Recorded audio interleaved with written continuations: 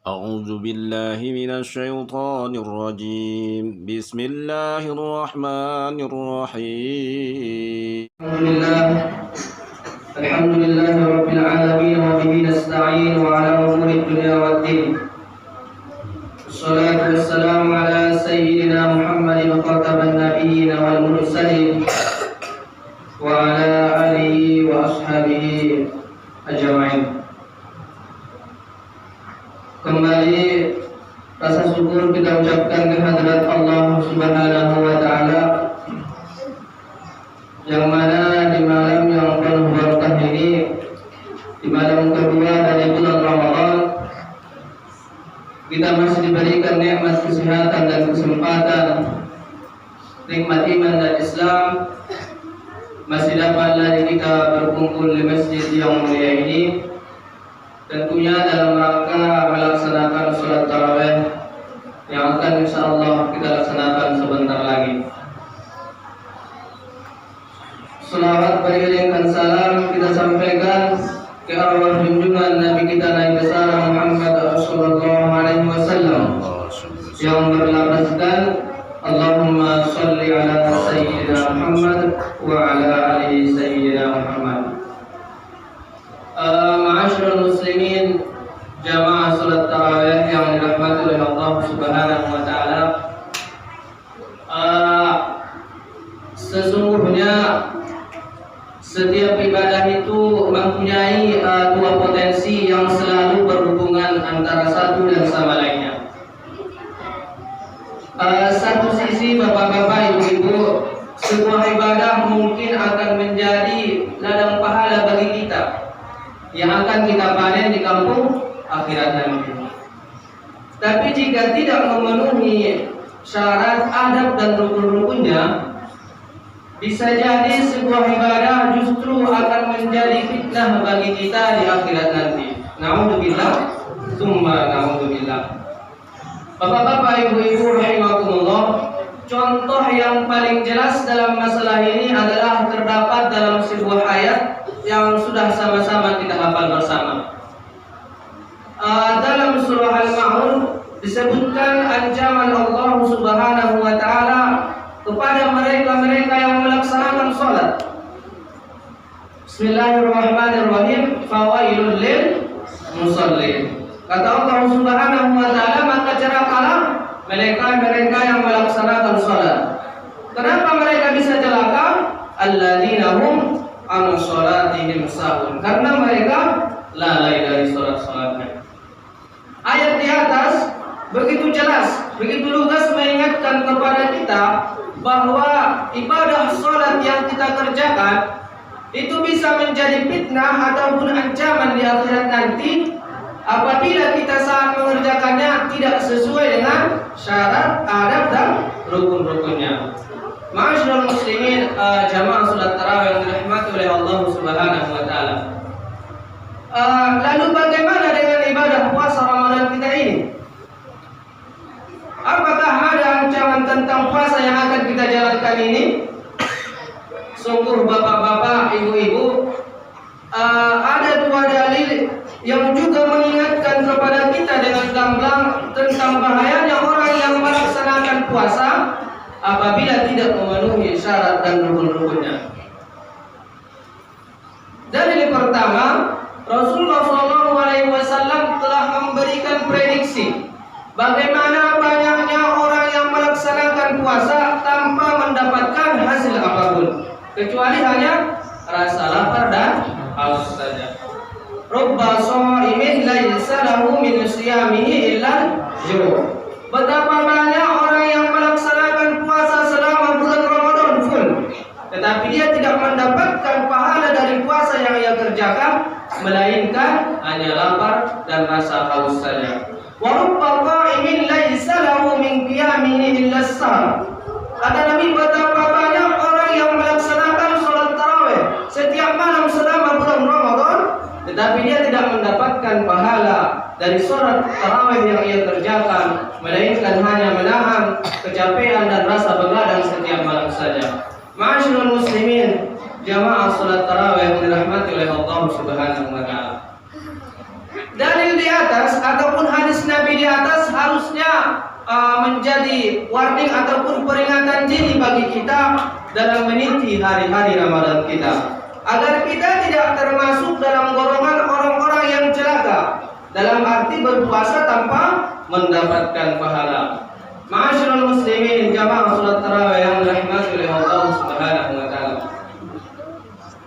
Dalil kedua ataupun peringatan berikutnya adalah terdapat dalam lafaz doa malaikat Jibril alaihissalam, di mana dia mendoakan orang-orang yang mendapatkan Ramadan ataupun kita yang mendapati bulan Ramadan, tetapi ketika bulan Ramadan itu berlalu kita tidak mendapatkan ampunan dari Allah Subhanahu wa taala. Diriwayatkan dalam sebuah hadis yang sangat panjang dari Abu Hurairah, anna Nabi sallallahu alaihi wasallam rafa'al mimbar, bahwasanya Nabi Muhammad sallallahu alaihi wasallam suatu ketika pernah menaiki mimbar. Falamma raqad darajatal ula faqultu amin. Maka ketika Nabi menaiki tangga pertama dari mimbar tersebut, beliau mengucapkan amin. Wa qalu ya Rasulullah, maka sahabat dari Rasulullah pun bertanya kepada Rasulullah, sami'naka taqulu amina thalatha marrat. Kami telah mendengar engkau Rasulullah mengucapkan kata amin sebanyak 3 kali ketika menaiki mimbar. Wa qala lamma rafitu darajatal ula ja'ani Jibril sallallahu alaihi wasallam wa qala syaqiya 'abdun adraka Ramadan fansalaqa minhu wa lam yughfar lahu. Nabi sallallahu alaihi wasallam menjawab, ketika Nabi Muhammad sallallahu alaihi wasallam menaiki mimbar tersebut, datanglah malaikat Jibril alaihissalam dan berkata, celakalah seorang hamba yang mendapati bulan Ramadan, tetapi ketika bulan Ramadan itu berlalu, dia tidak mendapatkan ampunan dari Allah Subhanahu wa taala. Na'udzubillah, tsumma na'udzubillah. Ibaratnya dalam pepatah bahasa kita, sudah jatuh tertimpa tangga pula. Tidak mendapatkan ampunan pada bulan Ramadan sudah merupakan musibah yang sangat luar biasa bagi kita bapak-bapak, ibu-ibu. Belum lagi ditambah doa laknat malaikat Jibril alaihissalam yang langsung diaminkan oleh Rasulullah sallallahu alaihi wasallam. Ma'asyiral muslimin, jamaah salat tarawih yang dirahmati oleh Allah Subhanahu wa taala. Tentunya ataupun rasanya menjadi penting bagi kita untuk mengetahui mengapa orang berpuasa bisa mendapatkan kecelakaan yang sedemikian buruk semacam itu. Setidaknya bapak-bapak, ibu-ibu, ada 3 kesalahan orang berpuasa yang bisa menjerumuskan mereka dalam dosa dan kehinaan. Mari bersama-sama merenungkannya bapak-bapak, ibu-ibu. Kesalahan pertama orang yang berpuasa adalah mereka yang berpuasa tanpa keikhlasan. Padahal Rasulullah SAW telah bersabda dalam sebuah hadis yang sudah sangat populer bagi kita, innamal a'malu binniyat. Sesungguhnya segala perbuatan itu tergantung pada niatnya. Makanya kalau ibu-ibu berpuasa bukan karena Allah, maka tidak akan mendapatkan pahala. Begitu juga kalau bapak-bapak berpuasa karena takut sama istri di rumah, tidak akan mendapatkan pahala. Karena berpuasa tanpa keikhlasan itu seperti surat perjanjian tanpa stempel dan materai, tidak berlaku dan sia-sia begitu saja. Padahal semestinya bulan Ramadan ini adalah momen yang tepat untuk kita lebih ikhlas beribadah kepada Allah Subhanahu wa taala.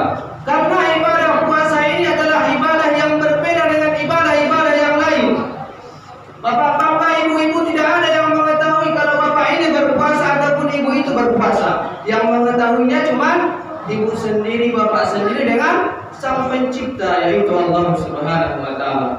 Maka kata Allah dalam hadis kursi, ganjaran orang-orang yang berpuasa Allah langsung yang memberikan ganjaran pahalanya. Kullu amali bini Adam, sesungguhnya setiap amal manusia itu miliknya, kecuali illa shaum, kecuali ibadah puasa. Wa innahu li wa ana ajzi bi, karena sesungguhnya sepenuhnya puasa itu adalah milikku kata Allah, dan Allah yang langsung memberikan ganjaran pahalanya. Ma'asyiral muslimin, jamaah salat tarawih yang dirahmati oleh Allah Subhanahu wa taala. Kesalahan kedua orang yang berpuasa adalah mereka berpuasa tanpa ilmu pengetahuan. Mereka tidak mengetahui mana yang membatalkan dan mana yang tidak membatalkan. Maka selama bulan Ramadan mereka akan berpuasa tanpa aturan atau memahami dengan tidak sepenuhnya benar. Akibatnya apa? Akibatnya puasa mereka akan begitu rapuh dan tanpa makna, menyangka telah melakukan hal yang benar padahal sejatinya salah.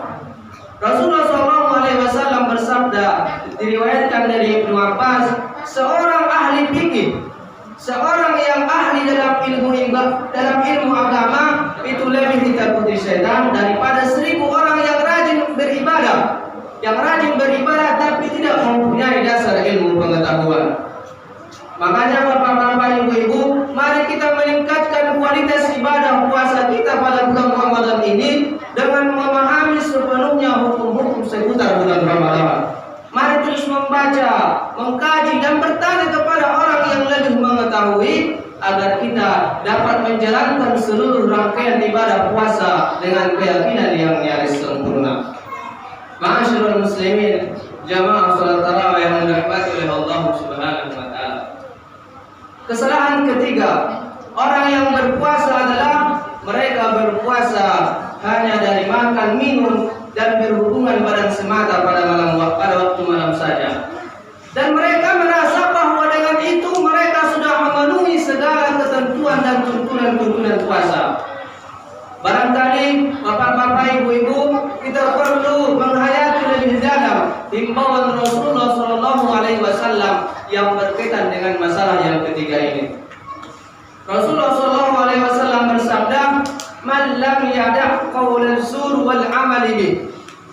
Barang siapa yang tidak mampu meninggalkan berkata dusta ataupun beramal kedustaan selama bulan Ramadan, falaysa lillahi hajah fi ayyada ta'amahu wa syarabahu. Maka kata Allah Subhanahu wa taala tidak membutuhkan ia untuk meninggalkan makanannya, untuk meninggalkan minumannya di siang hari selama bulan Ramadan.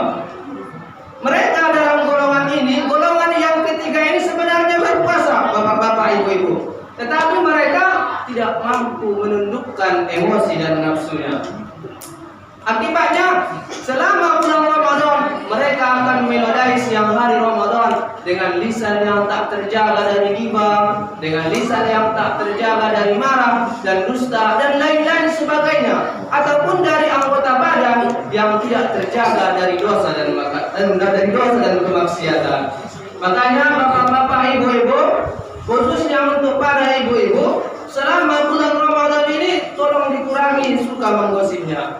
Karena kan ibu-ibu ini sangat terkenal dengan menggosip. Bukan begitu bapak-bapak, ibu-ibu? Selama bulan Ramadan ini tolong dihindari berkumpul-kumpul dengan ibu-ibu yang lain. Karena menggosip ini sebenarnya terjadi diawali dengan berkumpul-kumpul. Kemudian ada lain yang satu memancing, mendebarlah sampai kemana-mana. Dan untuk tugas bapak-bapak, ketika nanti sampai ke rumah, nampak ibu menonton siaran yang menggosip ataupun sinetron yang menggosip, matikan aja Pak langsung TV-nya. Ataupun ganti aja ke siaran yang berceramah ataupun lebih bermanfaat. Ma'asyiral muslimin, jamaah salat tarawih yang dirahmati oleh Allah Subhanahu wa taala. Itulah tadi beberapa kesalahan orang-orang yang berpuasa yang bisa menjerumuskan mereka dari dosa dan kemaksiatan. Ma'asyiral muslimin, jamaah salat tarawih, mungkin cukup demikianlah ceramah yang singkat ini. Mudah-mudahan kita bisa terlepas dari 3 kesalahan yang saya sebutkan di atas. Kalau ada kata-kata saya yang salah, saya mohon maaf. Akhirul kalam. Assalamualaikum warahmatullahi wabarakatuh. Kasih kuis 5. Kasih kuis pertanyaan untuk anak-anak. Ya.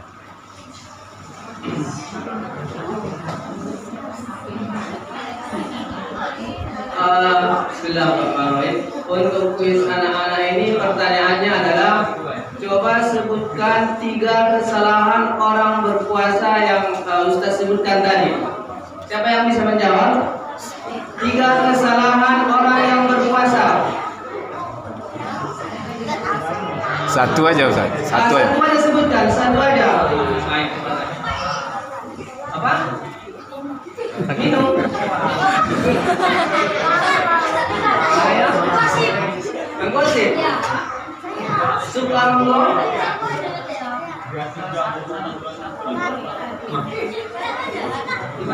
Hah? Betul itu? Nah, oke, satu. Ya. Berapa orang Ustaz? 5. 5 orang ya. 4 orang lagi. Siapa lagi? Makan.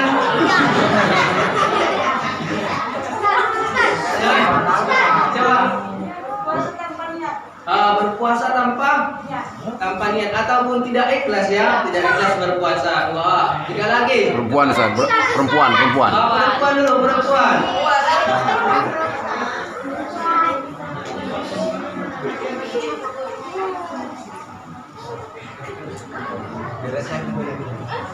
Ada.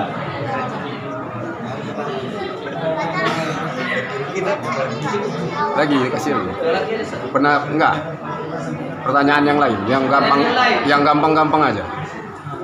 Iya, gampang aja. Enggak apa-apa yang lain, niat puasa misalnya. Coba sebutkan niat berbuka puasa. Perempuan dulu, perempuan.